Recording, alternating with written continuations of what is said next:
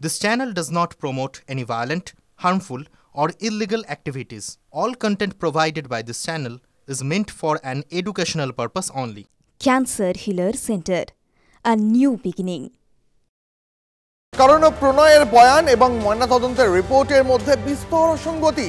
আচ্ছা, রমি সুদেষ্ণারাও কি মঙ্গলবার সকালে জেগে গেছিলেন? মঙ্গলবার দুপুর থেকে রাতের মধ্যে খুন হন রমি, সুদেষ্ণা, প্রিয়ম্বদা। মৃত্যুর ঘণ্টাখানেক আগে খেয়েছিলেন খাবারও, এমনই উল্লেখ ময়নাতদন্তের প্রাথমিক রিপোর্টে। তবে কি সকালে জেগে গিয়েছিলেন সুদেষ্ণারাও? জানবো। আমাদের সঙ্গে এই মুহূর্তে আমাদের সহকর্মী সুপ্রিয় রয়েছেন। সুপ্রিয়র সঙ্গে কথা বলবো। সুপ্রিয়, এখনো পর্যন্ত এই তদন্তে আর কি লেটেস্ট আপডেট উঠে আসছে? সুদেষ্ণারা কি তাহলে জেগে গিয়েছিলেন? দেখো, বেশ কিছু ধোঁয়াশা বা দ্বন্দ্ব কিন্তু এখনও রয়েছে, আর তার কারণ হচ্ছে ময়নাতদন্তের প্রাথমিক রিপোর্ট। ইতিমধ্যেই দুই গৃহবধূ এবং ওই নাবালিকা, তাদের যে ময়নাতদন্ত হয়েছে এনআরএস হাসপাতালে, এবং সেই ময়নাতদন্তের যে প্রাথমিক রিপোর্ট, সেখানে যেটা উল্লেখ রয়েছে বলে যেটা আমরা পুলিশ সূত্রে জানতে পেরেছিলাম, যে ওই তিনজনের মৃত্যু হয়েছিল খাবার খাওয়ার 3 থেকে 6 ঘন্টা পরে। অর্থাৎ সেখান থেকেই কিন্তু যে প্রশ্নটা সামনে উঠে আসছে, তার কারণ দুই ভাইয়ের কাছ থেকে যে বয়ান ইতিমধ্যেই তদন্তকারীরা পেয়েছেন, সেখানে কিন্তু তারা দাবি করেছেন যে 17 তারিখ রাতে পরিবারের সকল সদস্য একসঙ্গেই কিন্তু ঘুমের ওষুধ মেশানো পায়েস খেয়েছে, এবং পরের দিন সকালে তারা যখন ঘুম থেকে উঠে যান তখন দেখেন যে বাকি 3 জন, অর্থাৎ দুই গৃহবধূ এবং ওই নাবালিকা, তারা ঘুম থেকে ওঠেননি, তারা সংজ্ঞাহীন বা অচৈতন্য অবস্থায় রয়েছেন। কিন্তু রাতে খাবার খাওয়া এবং সকালে ঘুম থেকে ওঠা, ময়নাতদন্তের রিপোর্টের সময় যেটা বলা হচ্ছে, তাতে কিন্তু এই সময়টার বিস্তর একটা পার্থক্য আছে বলেই মনে করছেন তদন্তকারীরা। আর সেখান থেকেই যেটা উঠে আসছে সামনে, যে কোথাও গিয়ে তদন্তকারীরা যেটা স্পষ্ট হতে চাইছেন, তাহলে কি সকলেই, অর্থাৎ এই যে প্রণয় দে, প্রসূন দে এবং ওই নাবালকের মতন বাকি যে 3 মহিলা সদস্য, তারাও কি সকালে ঘুম থেকে জেগে গিয়েছিলেন এবং তার পরবর্তীতে তাদের আবার ঘুমের ওষুধ খাওয়ানো হয়েছিল? এবং এখানে কিন্তু আরও একটা বিষয় রয়েছে, দীপ, তুমি নিজেও জানো, ময়নাতদন্তের প্রাথমিক রিপোর্টে ওই যে নাবালিকা, ওই দে পরিবারের, তার শরীরের বিশেষ করে মুখে একেবারে সত্যি সত্যি ওই নাবালিকার শরীরে এতগুলো আঘাতের চিহ্নই বা কেন ছিল? তার কারণ হচ্ছে, দেখো, এই যে প্রণয় দে বা প্রসূন দে, তাদের কাছ থেকে যে বয়ান তদন্তকারীরা পেয়েছেন, সেখানে কিন্তু তারা যেটা দাবি করেছেন যে বিষক্রিয়াতেই তার মৃত্যু হয়েছে।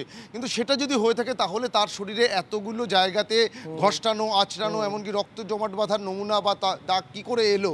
অর্থাৎ কোথাও গিয়ে তদন্তকারীরা যেটা ভাবাচ্ছে, যে তাহলে তাকে কি দ্বিতীয়বারের মতন জোর করে ঘুমের ওষুধ বা কোনো রকম পয়জনাস কিছু খাওয়ানো হয়েছিল, সেই কারণেই ধস্তাধস্তি হওয়ার কারণেই এই ধরনের দাগগুলো তার শরীরে ফুটে উঠেছে বা তদন্তকারীরা সামনে জানতে পেরেছেন। এই বিভিন্ন বিষয় কিন্তু এখনও বহু ধোঁয়াশা রয়েছে, আর সেগুলোই স্পষ্ট হতে চাইছেন। অন্যদিকে আমরা যেটা গতকাল দেখলাম, যে এনআরএস মেডিকেল কলেজ ও হাসপাতালের যারা ফরেন্সিক মেডিসিনের বিশেষজ্ঞ, যারা মূলত ময়নাতদন্ত করেছিলেন, তারা কিন্তু একেবারে ওই ট্যাংরার দে বাড়িতে পৌঁছে গেছেন। সেখানে গিয়ে দোতলার ওই যে 3টি ঘর, যেখানে পৃথক পৃথক জায়গাতে এই 3 মহিলা সদস্যের দেহ পাওয়া গিয়েছিল, সেখানে কিভাবে কার দেহ কোথায় পড়েছিল, কি অবস্থাতে পাওয়া গেছিল, সেটাও কিন্তু তারা সরেজমিনে খতিয়ে দেখেছেন। তার কারণ কোথাও গিয়ে তাদের মধ্যেও কিন্তু একটা ধোঁয়াশা রয়েছে, যে এই যে নাবালিকা, তার শরীরে এত দাগ কেন এলো, তার যদি বিষক্রিয়াতেই মৃত্যু হয়ে থাকে। অর্থাৎ কোথাও গিয়ে বেশ কিছু বিষয় নিয়ে এখনো কিন্তু ধোঁয়াশা রয়েছে। একেবারে সত্যি অনেক বিষয় নিয়ে ধোঁয়াশা রয়েছে, নজর রাখো। দেখুন, পুলিশের কাছে ইতিমধ্যেই নতুন বয়ান দিয়েছে দে ভাইয়েরা। 10ই ফেব্রুয়ারি আত্মহত্যার পরিকল্পনা, 13ই ফেব্রুয়ারি স্ত্রীদের আত্মহত্যার পরিকল্পনার কথা জানান দুই ভাই। আত্মহত্যা করলে সপরিবারে করবেন বলে জানান রমি, সুদেষ্ণা। সন্তানরা অসহায় হয়ে পড়বে বলেও তাদেরও বাঁচিয়ে রাখতে চাননি। আরো বিস্তারিত এই বিষয়ে কথা বলবো। আমাদের সঙ্গে আমাদের সহকর্মী সুজয় রয়েছেন। সুজয়, এই দে ভাইদের নতুন বয়ানকে ঘিরে তো আরো ধন্ধ তৈরি হচ্ছে। একেবারে দেখো দীপ, গত পরশুদিন হাসপাতালে গিয়ে ট্যাংরা থানার পুলিশ আবার কথা বলে দে পরিবারের ভাইদের সঙ্গে। তাদের মধ্যে এক ভাই এখনো পর্যন্ত কথা বলার মতো পরিস্থিতিতে রয়েছে। তার নতুন বয়ান, তার নতুন দাবি যে 10 ফেব্রুয়ারি তারা আত্মহত্যার পরিকল্পনা করে। প্রথমে বড় ভাই আত্মহত্যার পরিকল্পনা করে, তারপর বড় ভাইয়ের সঙ্গে ছোট ভাই, সেও নিজেকে শেষ করে দেওয়ার সিদ্ধান্ত নেয়, এবং 11 এবং 12ই ফেব্রুয়ারি তারা বিষয়টি নিজেদের কাছেই রেখেছিল, কাউকে জানায়নি। 13ই ফেব্রুয়ারি বাড়ির বউদের কাছে তারা জানায় যে এই পরিস্থিতিতে তাদের নিজেদের শেষ করে দেওয়া ছাড়া আর কোনো উপায় নেই। সেই মুহূর্তে বউরা স্পষ্ট বলে দেয়, যদি তারা নিজেদের শেষ করে তাহলে সপরিবারে, অর্থাৎ পরিবারের 6 জনই বাচ্চাদের নিয়ে তারা আত্মঘাতী হবে। বউদের বক্তব্য ছিল যে তারা বাচ্চাদেরকে বাঁচিয়ে রাখতে চায় না, কারণ বাচ্চারা বাবা মা ছাড়া অসহায় হয়ে পড়বে এবং বাড়ির বাচ্চাদের দেখার কেউ হবে না, তাই বাচ্চাদেরও আত্মহত্যা করার কথাই তারা পরিকল্পনার মধ্যে নিয়ে আসে এবং সেই মতো 17 জানুয়ারি রাতে ওই বাড়ির ছোট বোন সে নিজে হাতে পায়েস বানায়। পায়েস বানানোর পর তার মধ্যে বাড়িতে থাকা ঘুমের ওষুধ মেশানো হয়, তার কারণ ওই দুই ভাই তারা ঘুমের ওষুধ খেত।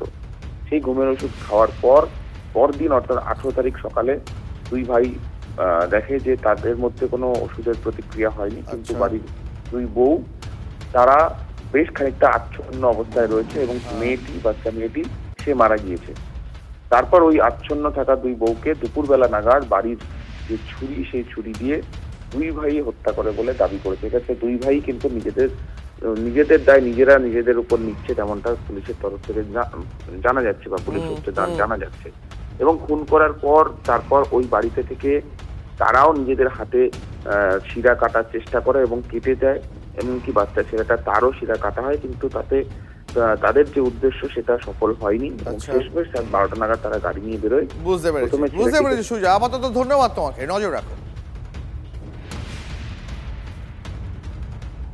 আর দেখুন, এই সব রহস্যের ওপর থেকে পর্দা উঠতে পারে, তার কারণ আজই হাসপাতাল থেকে ছাড়া পাচ্ছেন ট্যাংরার প্রণয় দে এবং তার ছেলে। দুপুর 12টা নাগাদ তাদের হাসপাতাল থেকে ছাড়া হবে। ট্যাংরা এবং আনন্দপুর থানাকে ইমেল বেসরকারি হাসপাতালের। এ বিষয়ে আরো বিস্তারিত জানতে কথা বলবো, আমাদের সঙ্গে টেলিফোন লাইনে সৌরভ দত্ত রয়েছেন। সৌরভ, আজ কখন ছাড়া হতে পারে, ছাড়ার পর তাদের আর কোথায় ভর্তি করা হতে পারে, এখনো পর্যন্ত আর কি কি জানা যাচ্ছে? না, সৌরভের সঙ্গে আমাদের কোনো কারণে যোগাযোগ বিচ্ছিন্ন হয়ে গেছে, আমরা আবার যোগাযোগ করার চেষ্টা করব। আজ হাসপাতাল থেকে ছাড়া পাচ্ছেন ট্যাংরার প্রণয় দে এবং তার ছেলে। আরো বিস্তারিত জানাবেন সৌরভ রয়েছেন আমাদের সঙ্গে। সৌরভ, কখন এদের ছাড়া হতে পারে এবং ছাড়ার পর তারপর আর কি কি প্রসিডিওরস রয়েছে? দ্বীপ, বেসরকারি হাসপাতাল সূত্রে আমরা যেটা জানতে পারছি যে প্রণয় দে এবং তার ছেলে প্রদীপ দে, এই দুজনের এখন যে শারীরিক পরিস্থিতি তাতে বেসরকারি হাসপাতাল তাদের ডিসচার্জ করতে পারেন, তাদেরকে ছুটি দিয়ে দিতে পারেন এবং সেই মতোই তাদের ছুটি দেওয়া যেতে পারে এবং সেই মতোই তারা আজ ছুটি দেবেন। এই কথা জানিয়ে আনন্দপুর থানা, যেহেতু এই বেসরকারি হাসপাতাল আনন্দপুর থানার অন্তর্গত, সে থানা এবং এই ঘটনাটি যে থানার কেস অর্থাৎ ট্যাংরা থানা এলাকার, সেই ট্যাংরা থানাকে ইমেল মারফত বেসরকারি হাসপাতাল কর্তৃপক্ষ জানিয়ে দিয়েছেন যে বাবা এবং ছেলেকে আজ দুপুরে তারা ছেড়ে দিতে চান, পুলিশের হাতে তাদের হ্যান্ড ওভার করতে চান। পুলিশের বক্তব্য, পুলিশের তরফে জানানো হয়েছে যে তারা কিন্তু এখনই এই দুজনকে নিয়ে তাদের কাস্টাডিতে না রেখে তারা চাইছেন যে অন্য কোনো সরকারি হাসপাতালে তাদেরকে রাখতে এবং সেই মতোই তারা সরকারি হাসপাতালে তাদের ভর্তির ব্যবস্থা করার চেষ্টা করছেন। প্রাথমিকভাবে আমরা যেটা জানতে পারছি বেসরকারি হাসপাতাল সূত্রে যে এনআরএস-এ একটা চেষ্টা করা হচ্ছে বেড জোগাড়ের, যদিও এখনো পর্যন্ত এনআরএস-এই হবে এমনটা চূড়ান্ত নয়, অন্য কোনো সরকারি হাসপাতালে হওয়ার সম্ভাবনা রয়েছে। আমরা আমাদের দর্শকদের সেই আপডেট যে মুহূর্তে পাবো নিশ্চয়ই একেবারে সৌরভ, আমরা প্রত্যেক মুহূর্তে তোমার মাধ্যমে তাদের আপডেট জানাতে থাকবো। আপাতত অনেক ধন্যবাদ তোমাকে।